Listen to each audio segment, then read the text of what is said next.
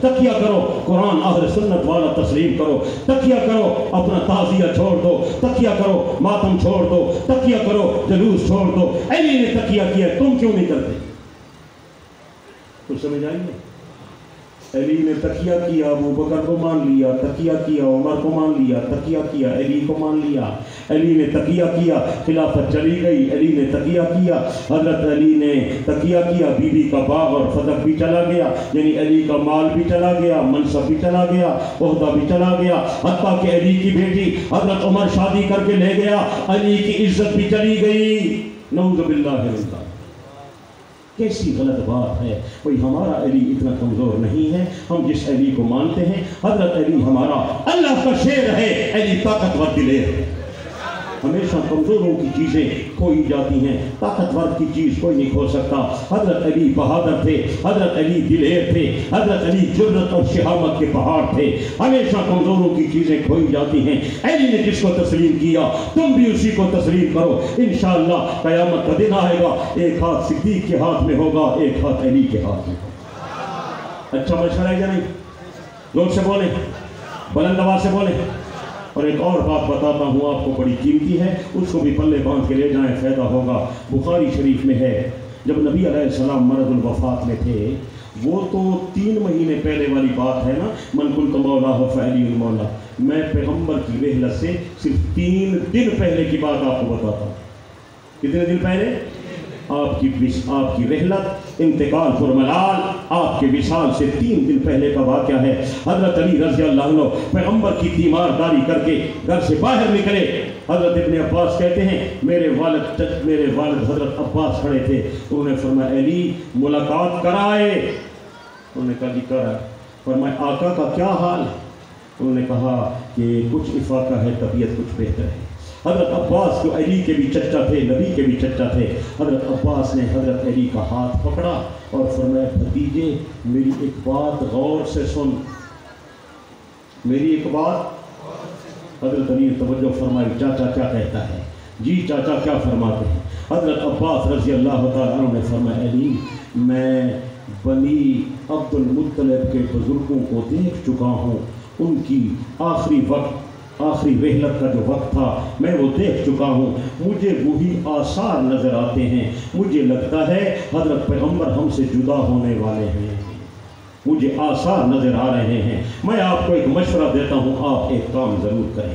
حضرت علی رضی اللہ تعالیٰ عنہ نے فرمایا چاچا کیا مشورہ ہے؟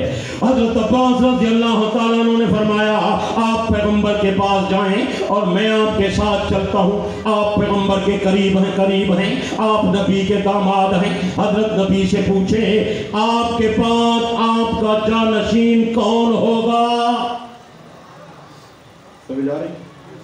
آپ کے بعد آپ کا خلیفہ کون ہو، آپ کے بعد آپ کا نائب کون ہو، وسیع کس کو بنا کر جا رہے ہیں؟ یہ پیغمبر سے پوچھ لیں۔ اگر پیغمبر نے ہمارے بارے میں کہہ دیا، تیرے بارے میں کہہ دیا تو کوئی ہمیں روکنے والا نہیں ہوگا، نبی کی جانشینی تجھے مل جائے گی۔ اور اگر پیغمبر نے کسی اور کا بتایا تو کم از کم پتہ تو چل جائے گا کہ پیغمبر کے بعد پیغمبر کا جانشین کون ہے، حضرت نبی کے بعد نبی کا وارث کون ہے، حضرت نبی کے بعد نبی کا وسیع اور پیغمبر کا خلیفہ کون ہے۔ جب حضرت عباس نے حضرت علی کو یہ مشورہ دیا، حضرت علی نے فرمایا چاچا آپ کی بات اپنی جگہ پر صحیح ہے، مجھے اللہ کی قسم ہے میں پیغمبر سے یہ بات نہیں پوچھتا۔ حضرت علی فرمایا چاچا میں نبی سے یہ بات ہرگز نہیں پوچھتا، میں جاتا بھی نہیں، اس بات کے لیے میں جاتا بھی نہیں، میں آپ سے یہ سوال کرتا بھی نہیں۔ حضرت عباس نے فرمایا علی اس کی کیا وجہ؟ حضرت علی رضی اللہ عنہ نے فرمایا چاچا اگر میں نے جا کر پیغمبر سے یہ پوچھا آپ کا جانشین کون ہوگا اور نبی نے انکار کر دیا، اللہ کی قسم ہے ہمیں قیامت تک خلافت نہیں ملے گی۔ کچھ سمجھ آ رہی ہے؟ اگر پیغمبر نے انکار کر دیا ہمیں قیامت تک خلافت نہیں ملے گی، قیامت تک ہمیں یہ منصب نہیں ملے گا، قیامت تک ہمیں خلافت کے قریب بھی کوئی نہیں آنے دے گا۔ بس اس کو اپنے حال پر رہنے دیں، اللہ جو فیصلہ بہتر کرے گا وہ بہتر ہوگا۔ بات سمجھ آئیے یا نہیں سمجھ آئی؟ اب توجہ کریں، توجہ۔ جب حضرت عباس نے حضرت علی کو یہ مشورہ دیا آپ پیغمبر سے خلافت کے بارے میں پوچھیں، میرے دوستو اگر پیغمبر نے غدیر خم کے موقع پر علی کی خلافت کا اعلان کیا تھا، حضرت علی فوراً جواب میں کہتے تھے چاچا پوچھنے کی کیا ضرورت ہے، مجھے تو نبی پہلے اپنا جانشین بتا چکے ہیں۔ نہیں سمجھ آئی بات؟ چکوال والے آپ توجہ نہیں کر رہے ہیں۔ حضرت علی کہہ دیتے کہ نبی علیہ السلام میری خلافت کا اعلان کر چکے ہیں، مجھے اپنا وصی بنا چکے ہیں، میں نبی کا خلیفہ اور جانشین ہوں، من کنت مولا فعلی المولا۔ علی نے بھی اس کو اپنی خلافت کی دلیل میں پیش نہیں کیا، اور وہاں جو خطبے کے دوران جو پیغمبر کا خطبہ سن رہے تھے انہوں نے بھی کبھی نہیں کہا کہ پیغمبر نے وہاں غدیر خم وادی خم میں اعلان کیا تھا نبی کے بعد نبی کا جانشین علی ہے۔ جو سامعین تھے، جو خطبے کے اصل مخاطبین تھے، انہوں نے بھی کبھی اس کو علی کی خلافت کی دلیل نہیں بنایا۔ حضرت علی نے خود اس کو خلافت کی دلیل نہیں بنایا۔ 15ویں صدی کے ملنگوں، تمہیں یہ بات کہاں سے سوچی ہے کہ تم نے علی کو نبی کا جانشین بنا لیا؟ تو بات سمجھ آئیے۔ اور اگر چکوال والوں حاضر بیٹھو تو کہ ایک اور موتی بھی دے دیتا ہوں، دے دوں؟ توجہ کرنا، ایمان سے بتائیں، نبوت زمینی عہدہ ہے آسمانی؟ جو نہیں بولے گا میں سمجھوں گا بات نہیں سمجھ آ رہی۔ نبوت زمینی عہدہ ہے آسمانی، رسالت زمینی عہدہ ہے آسمانی، ختم نبوت زمینی عہدہ ہے آسمانی۔ غور سے، اللہ جس کو نبی بنائے اس کی نبوت کوئی چھین سکتا ہے؟ بولو بولو۔ مشرکین مکہ پیغمبر کے دشمن تھے، پتھر مارتے رہے، کانٹے بچھاتے رہے، گالیاں دیتے رہے، ساحر کہتے رہے، دیوانہ کہتے رہے، نبی علیہ السلام کو اذیتیں دیتے رہے، گڑے کھودتے رہے۔ یہ ہے؟ بولے یار، کون سا ظلم ہے جو انہوں نے نہیں کیا پیغمبر پر؟ ہے ایسے؟ کیا مشرکین مکہ اتنی شدید مخالفت کے بعد، اتنے ظلم و ستم کے باوجود کیا پیغمبر کا عہدہ نبوت چھین سکے ہیں؟ بولو۔ ختم نبوت چھین سکے ہیں؟ رسالت کا منصب چھین سکے ہیں؟ ملنگ صاحبان غور فرماؤ، خدا را تمہارے نزدیک تو امامت آسمانی منصب ہے، تمہارے نزدیک تو امامت خدائی عہدہ ہے، تمہارے نزدیک تو یہ منصب خدا کا عطا کردہ ہے۔ علی کو جب خدا نے امام آسمان سے بنا کر بھیجا ہے، میں پوچھتا ہوں پھر لوگوں نے علی کی امامت کیسے چھین لی ہے؟ اس کا مطلب ہے سراسر جھوٹ ہے، سراسر غلط ہے۔ آسمانی عہدہ کبھی نہیں چھینا جاتا۔ یا اس کے آسمانی عہدہ ہونے کا انکار کرو یا علی کی خلافت اور امامت کے چھن جانے کا انکار کرو۔ کچھ سمجھ آئی ہے؟ لگتا ہے ساری باتیں من گھڑت ہیں، اپنی طرف سے انہوں نے بنائی ہوئی ہیں۔ نبوت نہیں چھینی جاتی تو امامت کیسے چھینی جا سکتی تھی؟ اس سے ثابت ہو گیا کہ امامت نہ آسمانی منصب ہے، نہ خدا کا عطا کردہ عہدہ ہے، انہوں نے خود اپنی طرف سے کھڑی ہے۔ امامت کوئی عہدہ نہیں ہے۔ امام کا لفظ مشترک لفظ ہے، اچھے اور برے دونوں معنوں میں استعمال ہوتا ہے۔ قرآن میں ہے قاتلوا ائمۃ الکفر، کفر کے اماموں کو قتل کر دو۔ کیا اماموں کو قتل کیا جاتا ہے؟ اس سے معلوم ہو گیا امام کا لفظ مشترک ہے، اچھوں کا امام اچھا ہوتا ہے، بروں کا امام برا ہوتا ہے، یہ لفظ دونوں طرف استعمال ہوتا ہے، یہ کوئی خدائی عہدہ نہیں ہے۔ امام کا معنی ہے پیشوا، امام کا معنی ہے بڑا۔ نماز پڑھانے والے امام کو امام اس لیے کہتے ہیں کہ وہ سامنے آتا ہے، آگے آتا ہے، آگے آنے والا پیشوا رہنما امام ہوتا ہے۔ میرے دوستو سمجھ لو، اگر اچھے لوگوں کا امام ہے تو اچھا ہے، اور برے لوگوں کا امام ہے تو برا ہے۔ یہ لوگوں کا بنایا ہوا یہ لفظ ہے، اور لوگوں کا بنایا ہوا عہدہ ہے، خدا کا عطا کردہ عہدہ نہیں ہے۔ سمجھ آئیے بات؟ اللہ کا عطا کردہ عہدہ نبوت ہے، وہ جناب آدم سے شروع ہوا اور آمنہ کے لال پر مکمل ہو گیا۔ حضور علیہ السلام کے بعد نبی بھی کوئی نہیں، میرے آقا کے بعد معصوم بھی دو سے۔ باقی رہی بات 12 اماموں کی، تو یاد رکھیں انہوں نے جھوٹ بولا ہوا ہے، قبضہ جمایا ہوا ہے۔ جیسے کہتے ہیں علی ہمارا ہے، حسین ہمارا ہے، ایسے کہتے ہیں 12 امام ہمارے ہیں، سب جھوٹ ہے۔ الحمدللہ علی بھی اہل سنت کا ہے، حسن بھی اہل سنت کا ہے، حسین بھی اہل سنت کا ہے، اور 12 امام سارے اہل سنت کے۔ سچ ہے؟ علی بھی ہمارا، حسن بھی کون سے بولے، اور حسین بھی، اور زین العابدین بھی، اور محمد باقر جعفر صادق بھی۔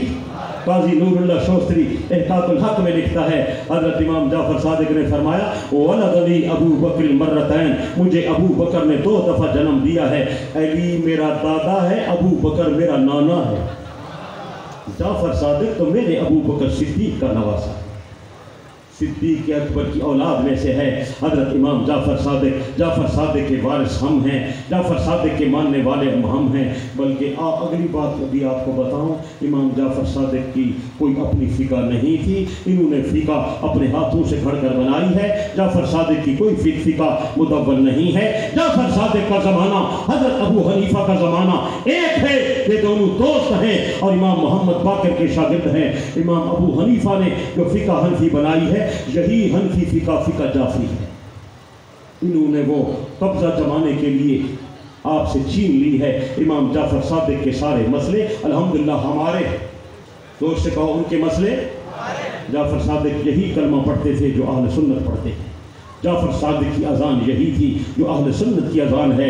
جعفر صادق کی اذان میں اشہد ان علی ولی اللہ کا جملہ نہیں تھا۔ اگر دنیا کا کوئی مجتہد اپنی کتاب سے جعفر صادق کا ایک فرمان ثابت کر دے، جعفر صادق فرمائے اپنی اذان میں اشہد ان امیر المومنین و امام المتقین علی ولی اللہ وصی رسول اللہ و خلیفتہ بلا فخر، یہ جملے جعفر صادق کے فرمان سے ثابت کر دے، اللہ کی قسم ہے میں سنی مذہب چھوڑ دوں۔